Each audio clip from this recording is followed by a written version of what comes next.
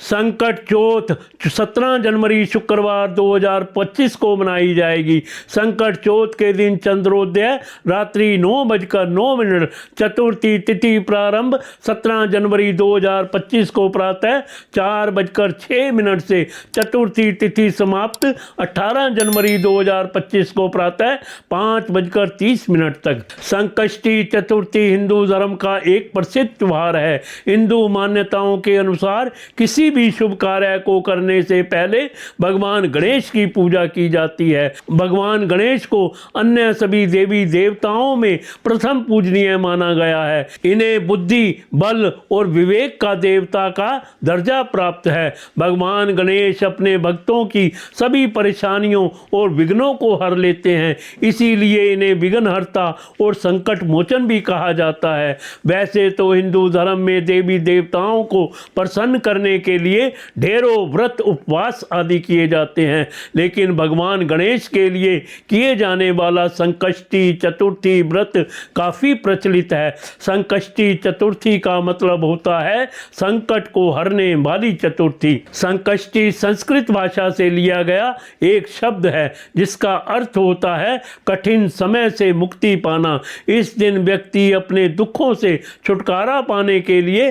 गणपति की आराधना करता है। पुराणों के अनुसार चतुर्थी के दिन गौरी पुत्र गणेश की पूजा करना बहुत फलदायी होता है। इस दिन लोग सूर्योदय के समय से लेकर चंद्रमा उदय होने के समय तक उपवास रखते हैं। संकष्टी चतुर्थी को पूरे विधि विधान से गणपति की पूजा पाठ की जाती है। संकष्टी चतुर्थी कृष्ण पक्ष और शुक्ल पक्ष के चौथे दिन मनाई जाती है। हिंदू पंचांग के अनुसार चतुर्थी हर महीने में 2 बार आती है, जिसे लोग बहुत श्रद्धा से मनाते हैं।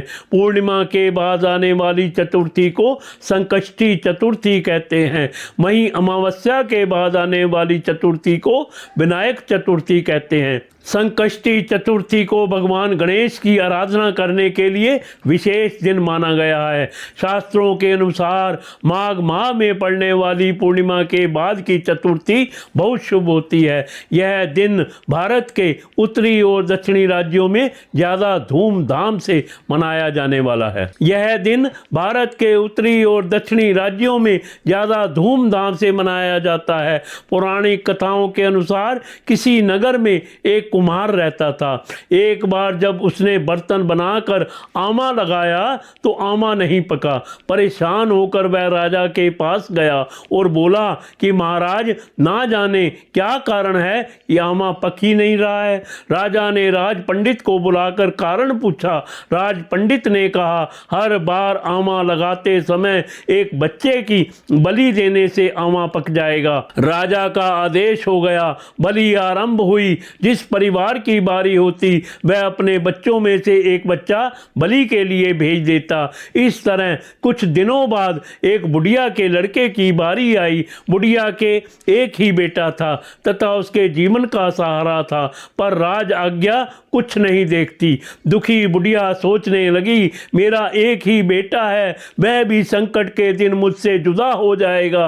तभी उसको एक उपाय सूझा। उसने लड़के को संकट की सुपारी तथा दूब का बीड़ा देकर कहा, भगवान का नाम लेकर आमा में बैठ जाना, संकट माता तेरी रक्षा करेंगी। संकट के दिन बालक आमा में बिठा दिया गया और बुढ़िया संकट माता के सामने बैठकर पूजा प्रार्थना करने लगी। पहले तो आमा पकने में कई दिन लग जाते थे, पर इस बार संकट माता की कृपा से एक ही रात में आमा पक गया। सवेरे कुम्हार ने देखा तो हैरान रह गया। आमा पक गया था और बुढ़िया का बेटा जीवित व सुरक्षित था। संकट माता की कृपा से नगर के अन्य बालक भी जी उठे। यह देख नगरवासियों ने माता संकट की महिमा स्वीकार कर ली। तब से आज तक संकट माता की पूजा और व्रत का विधान चला आ रहा है।